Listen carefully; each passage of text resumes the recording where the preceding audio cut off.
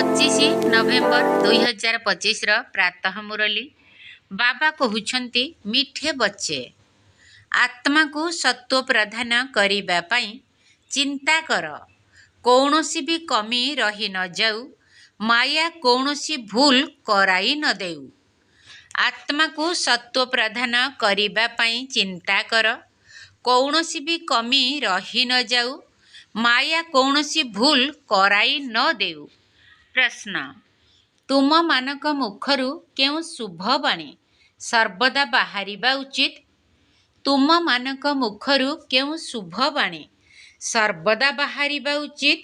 उत्तर सर्वदा मुख द्वारा एही शुभ कथा कुह जे आमे नररु नारायण हेबु कम नुहे आमे ही विश्वर मालिक थिलु पुनर्बार हेबु किंतु एही लक्ष्य बहुत उच्च अटे सेथिपाई बहुत खबरदार रहिबाकु हेब। प्रतिदिन निजर चार्ट देखिबाकु हेब। लक्ष्य एवं उद्देश्य को सम्मुखरे रखी पुरुषार्थ करिबाकु हेब। हार्ट फेल हेबार नाही। ओम शांति।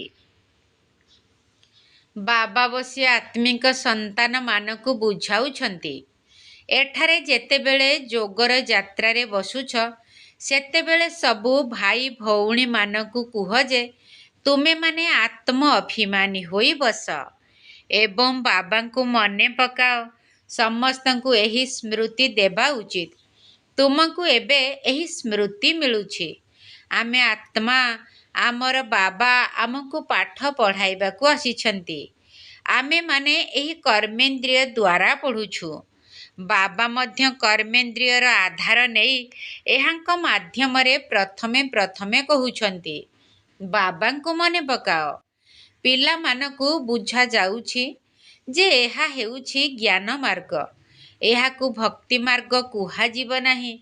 ज्ञान एकमात्र ज्ञानर सागर पतित पावन शिव बाबा ही देउछंती। तुमको प्रथम नंबर पाठ एही ठारे ही मिलुछि। निजको आत्मा निश्चय करी बाबा को मने पकाओ एहा बहुत जरूरी अटे। आउ कौनसी सत्संगरे एकथा केही कहिबे नाही। जदिओ आजिकाली बहुत कृत्रिम संस्था बाहरिलाणी तुमठारु सुनी जदि एकथा केही कहिबे तेबे अर्थ बुझी परिबे नाही। तांकठारे बुझाइबार बुद्धि ही नाही। बाबा एकथा केवल तुम मानकु ही कहउछंती जे बेहद्र बाबा को स्मरण कर तेबे विकर्म विनाश होई जीव। विवेक मध्य कहूछि एहा पुरुणा दुनिया अटे। नुआ दुनिया एवं पुरुणा दुनिया भितरे बहुत फरक रहिछि। ताहा पवित्र दुनिया एहा पतित दुनिया। डाकुछंती मध्य हे पतित पावन आसी आम मानकु पवित्र कर। गीतारे मध्य ए शब्द रहिछि मोते मने पकाओ। देहर सबु संबंध को त्याग करी निजको आत्मा भाव। एही देहर संबंध आगरु नथिला। तुमे आत्मा एठाकु अभिनय करिबाकु आसुछ। गायन मध्य रहिछि एका आसीथिलु एका जीवु। एहार अर्थ को मनुष्य माने बुझु नाहंती। एबे तुमे माने प्रकृत अर्थ को जानुछ।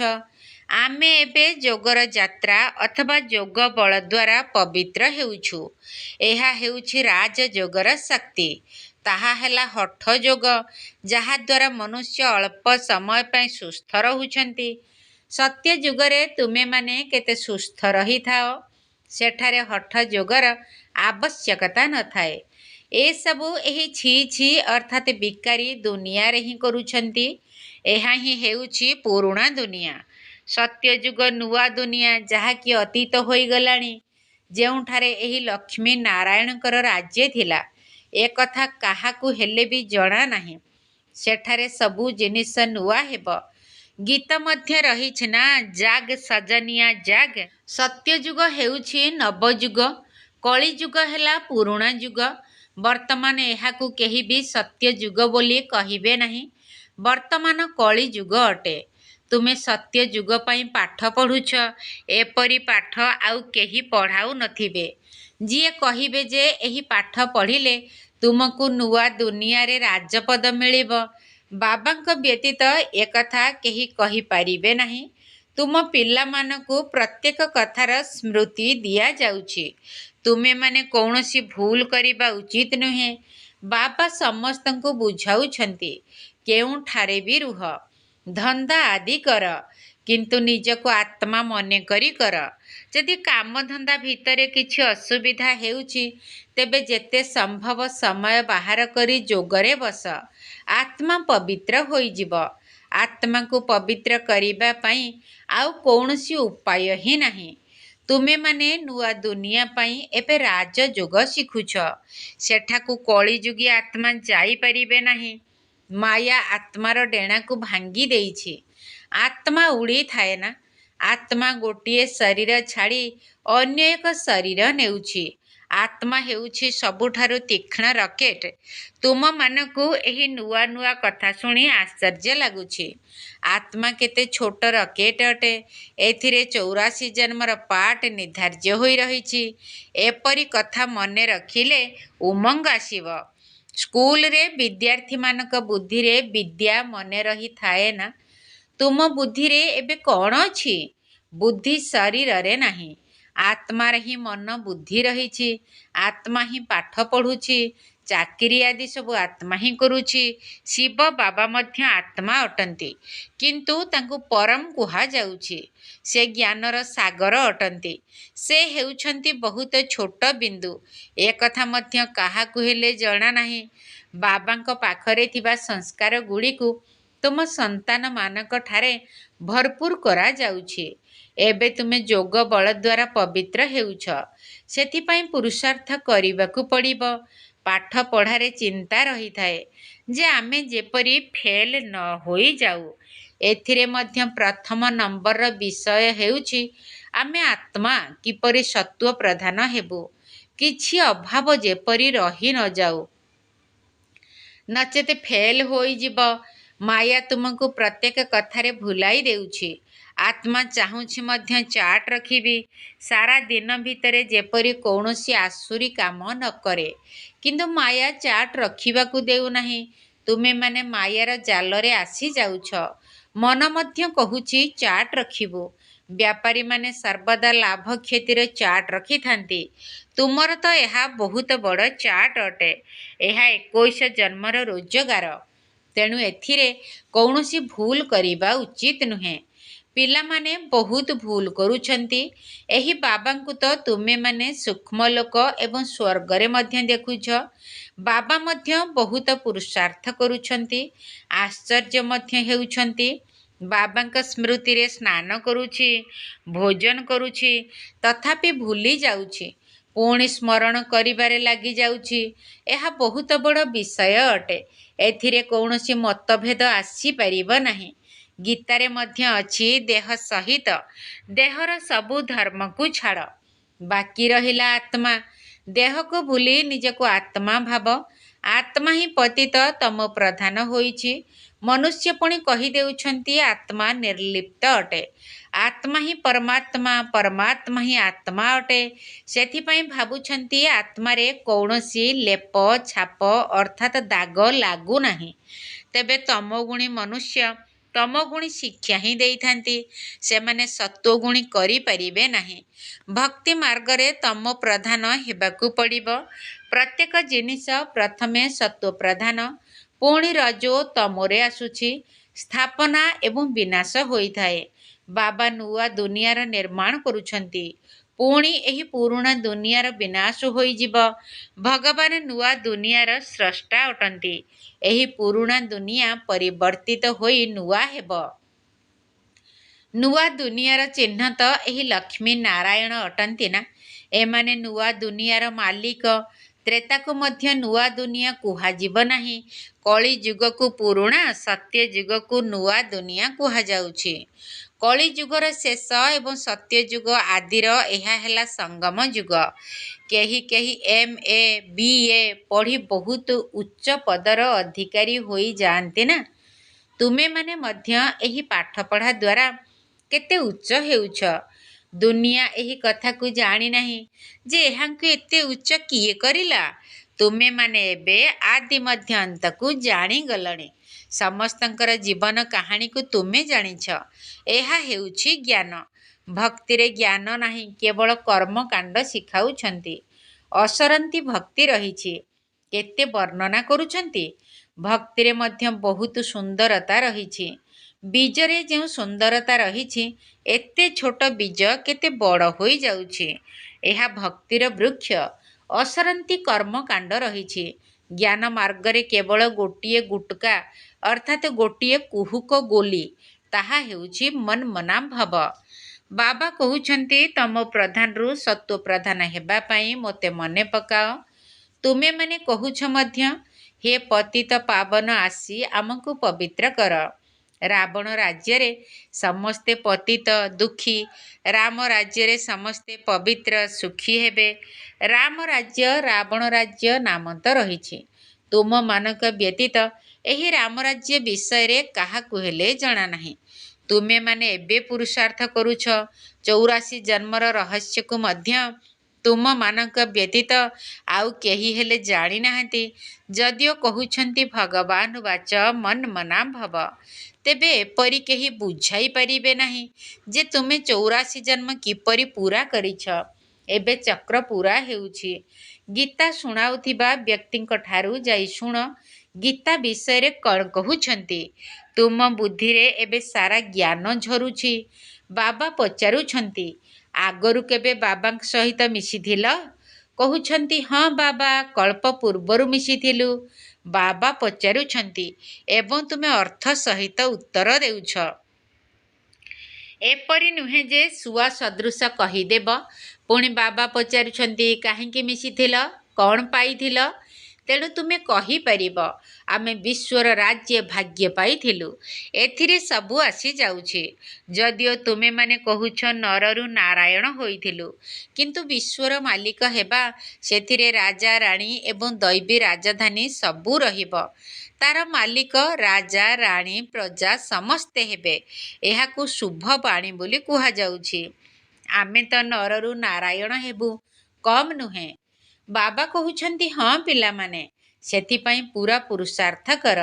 ନିଜର ଚାର୍ଟକୁ ମଧ୍ୟ ଦେଖିବାକୁ ହେବ। ଏହି ଅବସ୍ଥାରେ ମୁଁ ଉଚ୍ଚ ପଦ ପାଇପାରିବି ନା ନାହିଁ? କେତେ ଜଣଙ୍କୁ ରାସ୍ତା ବତାଉଛି, କେତେ ଅନ୍ଧଙ୍କର ଲାଠି ହୋଇଛି। ସେବା ନ କଲେ ବୁଝାଯିବା ଦରକାର। ଆମେ ପ୍ରଜାରେ ଚାଲିଯିବୁ। ନିଜ ମନକୁ ପଚାରିବା ଉଚିତ, ଯଦି ଏବେ ମୁଁ ଶରୀର ଛାଡ଼ିଦେବି, ତେବେ ସେଠାରେ ଯାଇ କେଉଁ ପଦ ପାଇବି? ଲକ୍ଷ୍ୟ ବହୁତ ବଡ଼, କିନ୍ତୁ ଖବରଦାର ରହିବା ଦରକାର।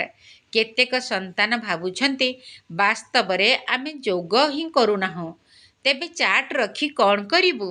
ଏହାକୁ ହାର୍ଟଫେଲ୍ ଅବସ୍ଥା କୁହାଯିବ। ସେମାନେ ପାଠ ମଧ୍ୟ ସେହିଭଳି ପଢ଼ିଥାନ୍ତି, କୌଣସି ଧ୍ୟାନ ଦିଅନ୍ତି ନାହିଁ। ମିଆଁ ମିଠୁ ହୋଇ ବସିବା ଉଚିତ ନୁହେଁ, ନଚେତ୍ ଫେଲ୍ ହୋଇଯିବ। ନିଜର କଲ୍ୟାଣ କରିବାକୁ ହେବ। ଲକ୍ଷ୍ୟ ଏବଂ ଉଦ୍ଦେଶ୍ୟ ତୁମମାନଙ୍କ ସମ୍ମୁଖରେ ଅଛି। ପାଠ ପଢ଼ି ଆମକୁ ଏହିପରି ହେବାକୁ ପଡ଼ିବ। ଏହା ମଧ୍ୟ ୱାଣ୍ଡର, ଆଶ୍ଚର୍ଯ୍ୟ ଅଟେ ନା? କଳି ଯୁଗରେ ତ ରାଜତ୍ୱ ନାହିଁ, ସତ୍ୟ ଯୁଗରେ ପୁଣି ଏହାଙ୍କର ରାଜତ୍ୱ କେଉଁଠାରୁ ଆସିଲା? ତେବେ ସବୁର ଆଧାର ପାଠପଢ଼ା ଉପରେ ରହିଛି। ଏପରି ନୁହେଁ ଯେ ଦେବତା ଏବଂ ଅସୁରମାନଙ୍କ ଭିତରେ ଲଢ଼େଇ ଲାଗିଲା। ଦେବତାମାନେ ଜିତିଲେ ଏବଂ ରାଜ୍ୟ ପାଇଲେ। ଅସୁର ଏବଂ ଦେବତାମାନଙ୍କର ଲଢ଼େଇ କିପରି ଲାଗିପାରିବ? ନା, କୌରବ ଏବଂ ପାଣ୍ଡବମାନଙ୍କର ଲଢ଼େଇ ଲାଗିଥିଲା। ଏଥିରେ ଲଢ଼େଇ କଥା ହିଁ ନିଷେଧ ହୋଇଯାଉଛି। ପ୍ରଥମେ ତ ଏହି କଥା କୁହ ଯେ ବାବା କହୁଛନ୍ତି, ଦେହର ସବୁ ସମ୍ବନ୍ଧକୁ ଛାଡ଼ି ନିଜକୁ ଆତ୍ମା ବୋଲି ଭାବ। ତୁମେ ଆତ୍ମା, ଅଶରୀରୀ ହୋଇ ଆସିଥିଲ। ଏବେ ପୁଣି ଅଶରୀରୀ ହୋଇ ଘରକୁ ଫେରିବାକୁ ହେବ। ତେବେ ପବିତ୍ର ଆତ୍ମାମାନେ ହିଁ ଘରକୁ ଯାଇପାରିବେ। ତମ ପ୍ରଧାନ ଆତ୍ମା ତ ଘରକୁ ଯାଇପାରିବ ନାହିଁ। ଆତ୍ମାର ଡେଣା ଭାଙ୍ଗି ଯାଇଛି, ମାୟା ପତିତ କରିଦେଇଛି। ଆତ୍ମା ତମ ପ୍ରଧାନ ହୋଇଯାଇଛି।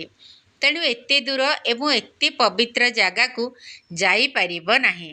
ଏବେ ତୁମର ଆତ୍ମା କହୁଛି ଯେ ଆମେ ବାସ୍ତବରେ ପରମ ଧାମର ବାସିନ୍ଦା ଅଟୁ। ଏଠାରେ 5 ତତ୍ତ୍ୱର ପିତୁଳା ନେଇଛୁ ପାଠ କରିବା ପାଇଁ। ମନୁଷ୍ୟ ମରିଗଲେ କୁହନ୍ତି ସ୍ୱର୍ଗବାସୀ ହେଲା। କିଏ ଗଲା? ସେଠାକୁ ଶରୀର ଗଲା ନା ଆତ୍ମା ଗଲା? ଶରୀର ତ ଜଳିଗଲା, ବାକି ରହିଲା ଆତ୍ମା। ସେ ସ୍ୱର୍ଗକୁ ତ ଯାଇପାରିବ ନାହିଁ। ମନୁଷ୍ୟମାନଙ୍କୁ ଯିଏ ଯାହା ଶୁଣାଉଛନ୍ତି ସେମାନେ ସେହି କଥା କହୁଛନ୍ତି। ଭକ୍ତି ମାର୍ଗର ଲୋକମାନେ ଭକ୍ତି ହିଁ ଶିଖାଉଛନ୍ତି। ଅକ୍ୟୁପେସନ୍ ବୃତ୍ତି ବିଷୟରେ କାହାକୁ ହେଲେ ଜଣା ନାହିଁ। ଶିବଙ୍କର ପୂଜା ସବୁଠାରୁ ଉଚ୍ଚ ବୋଲି କହୁଛନ୍ତି। ଉଚ୍ଚରୁ ଉଚ୍ଚ ହେଉଛନ୍ତି ଶିବ। ତାଙ୍କୁ ହିଁ ସ୍ମରଣ କର। ହାତରେ ମାଳା ମଧ୍ୟ ଦେଉଛନ୍ତି।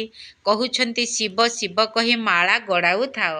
କିଛି ନ ବୁଝି ମାଳା ଉଠାଇ ଶିବ ଶିବ କହୁଛନ୍ତି।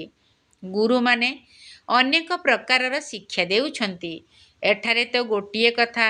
ବାବା ନିଜେ କହୁଛନ୍ତି, ମୋତେ ମନେ ପକାଇଲେ ବିକର୍ମ ବିନାଶ ହେବ। ମୁଖ ଦ୍ୱାରା ଶିବ ଶିବ ମଧ୍ୟ କହିବା ଉଚିତ ନୁହେଁ। ବାପାଙ୍କର ନାମ ପିଲାମାନେ ସ୍ମରଣ କରିନଥାନ୍ତି। ଏସବୁ ହେଉଛି ଗୁପ୍ତ। କାହାକୁ ହେଲେ ଜଣା ନାହିଁ ଯେ ତୁମେ କ'ଣ କରୁଛ। ତେବେ ଯିଏ କଳ୍ପ ପୂର୍ବରୁ ବୁଝିଥିଲେ ସିଏ ହିଁ ବୁଝିବେ। ନୂଆ ନୂଆ ସନ୍ତାନମାନେ ଆସୁଛନ୍ତି। ବୃଦ୍ଧି ହୋଇ ଚାଲିଛି। ଆଗକୁ ଯାଇ ଡ୍ରାମା କ'ଣ ଦେଖାଉଛି ତାକୁ ସାକ୍ଷୀ ହୋଇ ଦେଖିବାକୁ ହେବ। ପ୍ରଥମରୁ ବାବା ସାକ୍ଷାତକାର କରାଇବେ ନାହିଁ ଯେ ଆଗକୁ ଏସବୁ ଘଟଣା ଘଟିବ। ତାହା ହେଲେ ତ ଏହା କୃତ୍ରିମ ନାଟକ ହୋଇଯିବ। ଏହା ବହୁତ ବୁଝିବାର କଥା। ତୁମମାନଙ୍କୁ ଏବେ ଜ୍ଞାନ ମିଳୁଛି। ଭକ୍ତି ମାର୍ଗରେ ଅଜ୍ଞାନ ଥିଲ। ଜାଣିଛ ଡ୍ରାମାରେ ଭକ୍ତି ମଧ୍ୟ ନିର୍ଦ୍ଧାର୍ଯ୍ୟ ଅଛି। ଏବେ ତୁମେମାନେ ଜାଣୁଛ। ଆମେମାନେ ଏହି ପୁରୁଣା ଦୁନିଆର ବାସିନ୍ଦା ନୁହେଁ। ଛାତ୍ରମାନଙ୍କର ଏହି ପାଠପଢ଼ା ବୁଦ୍ଧିରେ ରହିଛି। ତୁମକୁ ମଧ୍ୟ ମୁଖ୍ୟ ମୁଖ୍ୟ ପଏଣ୍ଟସ୍ ବୁଦ୍ଧିରେ ଧାରଣ କରିବାକୁ ହେବ। ପ୍ରଥମେ ଅଲଫଙ୍କ କଥା ପକ୍କା କର, ତାପରେ ଆଗକୁ ଯାଅ। ନଚେତ୍ ସେମାନେ ଫାଲତୁ କଥା ପଚାରିବେ। କନ୍ୟାମାନେ ଲେଖି କରି ଦେଉଛନ୍ତି, ଅମୁକ ଲେଖିଛନ୍ତି ଯେ ଗୀତାର ଭଗବାନ ହେଲେ ଶିବ। ଏହା ତ ବିଲକୁଲ ଠିକ୍ କଥା। ଯଦିଓ ଏପରି କହୁଛନ୍ତି କିନ୍ତୁ ବୁଦ୍ଧିରେ ସେ କଥା ରହୁନାହିଁ। ଯଦି ବୁଝିଯିବେ ଯେ ବାବା ଆସିଛନ୍ତି ତେବେ କହିବେ, ଏପରି ବାବାଙ୍କ ସହିତ ଯାଇ ଆମେ ମିଶିବୁ, ବର୍ଷା ନେବୁ। କିନ୍ତୁ ଜଣକର ବି ନିଶ୍ଚୟ ହେଉନାହିଁ। ତୁରନ୍ତ ଜଣକର ମଧ୍ୟ ଚିଠି ଆସୁନାହିଁ। ଲେଖୁଛନ୍ତି ମଧ୍ୟ ଜ୍ଞାନ ବହୁତ ଭଲ, କିନ୍ତୁ ଏତିକି ସାହସ ନାହିଁ। ବୁଝୁନାହାନ୍ତି ଯେ ବାଃ, ଏପରି ବାବା ଯାହାଙ୍କଠାରୁ ଆମେ ଏତେ ଦିନ ହେଲା ଦୂରରେ ରହିଥିଲୁ, ଭକ୍ତି ମାର୍ଗରେ ଧକ୍କା ଖାଇଲୁ, ଏବେ ସେହି ବାବା ବିଶ୍ୱର ମାଲିକ କରିବାକୁ ଆସିଛନ୍ତି। ତେଣୁ ଘରୁ ପଳାଇ ଆସିଲୁ। ଆଗକୁ ଗଲେ ଏପରି ବାହାରିବେ। ଯଦି ବାବାଙ୍କୁ ଚିହ୍ନିଗଲ, ଉଚ୍ଚରୁ ଉଚ୍ଚ ଭଗବାନ ଅଟନ୍ତି, ତେବେ ତାଙ୍କର ହୁଅ ନା। ଏପରି ବୁଝାଇବା ଦରକାର ଯେପରି ଭାଗ୍ୟ ହିଁ ଖୋଲିଯିବ। ଆଚ୍ଛା, ମିଠା ମିଠା ଶିଖିଲ ଦେ ସନ୍ତାନମାନଙ୍କ ପ୍ରତି ମାତା ପିତା ବାପ ଦାଦାଙ୍କର ମଧୁର ସ୍ନେହ ସମ୍ପନ୍ନ ଶୁଭେଚ୍ଛା ଏବଂ ସୁପ୍ରଭାତ। ଆତ୍ମିକ ପିତାଙ୍କର ଆତ୍ମିକ ସନ୍ତାନମାନଙ୍କୁ ନମସ୍ତେ। ଆମ ଆତ୍ମିକ ସନ୍ତାନମାନଙ୍କର ଆତ୍ମିକ ବାପ ଦାଦାଙ୍କୁ ନମସ୍ତେ ନମସ୍ତେ ନମସ୍ତେ ଏବଂ ସୁପ୍ରଭାତ। ଧାରଣା ପାଇଁ ମୁଖ୍ୟ ସାର। ପ୍ରଥମ ପଏଣ୍ଟ, ବ୍ୟବସାୟ ଇତ୍ୟାଦି କରି ଆତ୍ମାକୁ ପବିତ୍ର କରିବା ପାଇଁ ମଧ୍ୟ ସମୟ ବାହାର କରିବାକୁ ପଡ଼ିବ ଏବଂ ଯୋଗ କରିବାର ପରିଶ୍ରମ କରିବାକୁ ହେବ। କୌଣସି ବି ଆସୁରୀ କାମ କେବେ ହେଲେ ବି କରିବାର ନାହିଁ। ବ୍ୟବସାୟ ଇତ୍ୟାଦି କରି ଆତ୍ମାକୁ ପବିତ୍ର କରିବା ପାଇଁ ମଧ୍ୟ ସମୟ ବାହାର କରିବାକୁ ପଡ଼ିବ ଏବଂ ଯୋଗ କରିବାର ପରିଶ୍ରମ କରିବାକୁ ହେବ। କୌଣସି ଆସୁରୀ କାମ କେବେ ହେଲେ ବି କରିବାର ନାହିଁ। ଦ୍ୱିତୀୟ ପଏଣ୍ଟ, ନିଜର ଏବଂ ଅନ୍ୟମାନଙ୍କର କଲ୍ୟାଣ କରିବାକୁ ହେବ। ନିଜେ ପାଠ ପଢ଼ିବା ସହିତ ଅନ୍ୟମାନଙ୍କୁ ମଧ୍ୟ ପଢ଼ାଇବାକୁ ହେବ। ମିଆଁମିଠୁ ହେବାର ନାହିଁ। ଯୋଗର ବଳ ଜମା କରିବାକୁ ହେବ। ନିଜର ଏବଂ ଅନ୍ୟମାନଙ୍କର କଲ୍ୟାଣ କରିବାକୁ ହେବ। ନିଜେ ପାଠ ପଢ଼ିବା ସହିତ ଅନ୍ୟମାନଙ୍କୁ ମଧ୍ୟ ପଢ଼ାଇବାକୁ ହେବ। ମିଆଁମିଠୁ ହେବାର ନାହିଁ।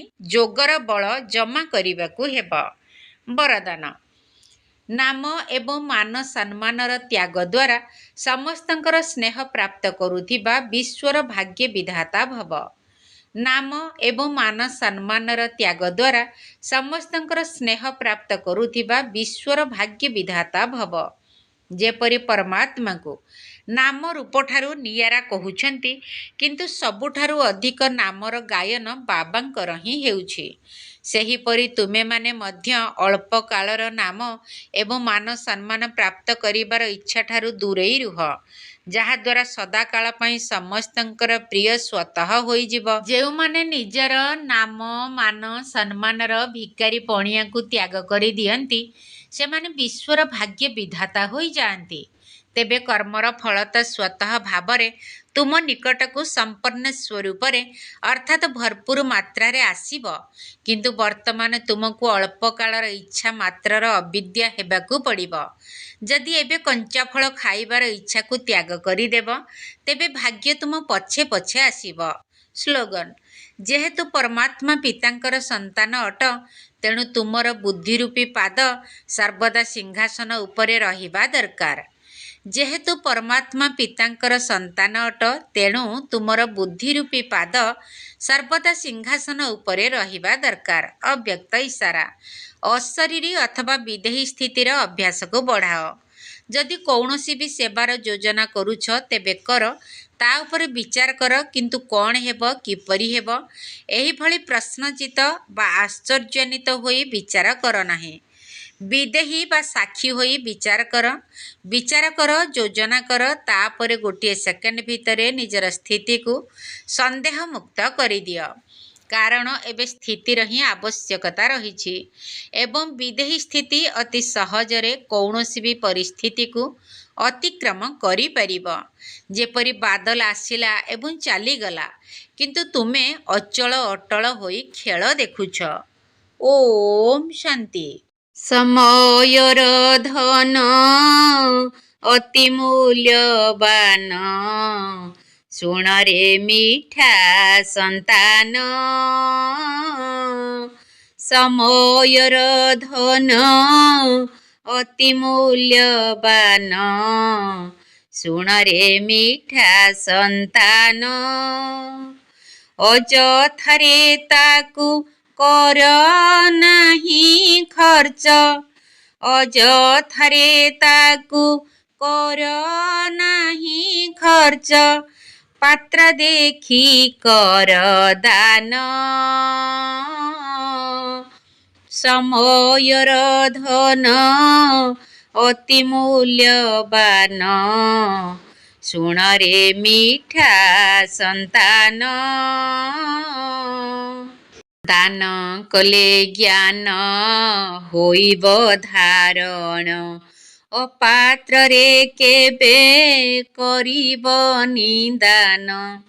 ଦାନ କଲେ ଜ୍ଞାନ ହୋଇବ ଧାରଣ, ଅପାତ୍ରରେ କେବେ କରିବନି ଦାନ। ପ୍ରଥମରେ ଦିଅ ପ୍ରଭୁ ପରିଚୟ, ପ୍ରଥମରେ ଦିଅ ପ୍ରଭୁ ପରିଚୟ, ଶ୍ଵେତ ଗୀତା ଭଗବାନ। ସମୟର ଧନ ଅତି ମୂଲ୍ୟବାନ, ଶୁଣରେ ମିଠା ସନ୍ତାନ। ଯାହା ହେଉଅଛି ନୂଆ ନୁହେଁ କିଛି, ଅଯଥାରେ ମନ ଚିନ୍ତିତ କାହିଁକି। ଯାହା ହେଉଅଛି ନୂଆ ନୁହେଁ କିଛି, ଅଯଥାରେ ମନ ଚିନ୍ତିତ କାହିଁକି। ରାଗ ରୁଷା ଛାଡ଼ି ଶାନ୍ତ ଚିତ କରି, ରାଗ ରୁଷା ଛାଡ଼ି ଶାନ୍ତ ଚିତ କରି, ଆୟତରେ ରଖ ମନ। ସମୟର ଧନ ଅତି ମୂଲ୍ୟବାନ, ଶୁଣରେ ମିଠା ସନ୍ତାନ। ଦୟାଶୀଳ ହୋଇ ଜ୍ଞାନ ବାଣ୍ଟି ଦିଅ, ଜୀବନ ମୁକ୍ତିର ପଥକୁ ଦେଖାଅ। ଦୟାଶୀଳ ହୋଇ ଜ୍ଞାନ ବାଣ୍ଟି ଦିଅ। ଜୀବନ ମୁକ୍ତିର ପଥକୁ ଦେଖାଅ। ଦୁଃଖୀର ଅନ୍ତରେ ଭରି ଦିଅ ଖୁସି। ଦୁଃଖୀର ଅନ୍ତରେ ଭରି ଦିଅ ଖୁସି। କହି ମଧୁର ବଚନ। ସମୟର ଧନ ଅତି ମୂଲ୍ୟବାନ। ଶୁଣରେ ମିଠା ସନ୍ତାନ। ମୋହ ଛାଡ଼ି ଦେଇ କର ବିଶ୍ୱ ସେବା। ନିସ୍ୱାର୍ଥ ସେବାର ଫଳଟେ ମେବା। ମୋହ ଛାଡ଼ି ଦେଇ କର ବିଶ୍ୱ ସେବା। ନିସ୍ୱାର୍ଥ ସେବାର ଫଳଟେ ମେବା। ସେବାଧାରୀ ତୁମେ ସେବା କରି ଚାଲ। ସେବାଧାରୀ ତୁମେ ସେବା କରି ଚାଲ। କର ଜଗତ କଲ୍ୟାଣ। ସମୟର ଧନ ଅତି ମୂଲ୍ୟବାନ। ଶୁଣରେ ମିଠା ସନ୍ତାନ।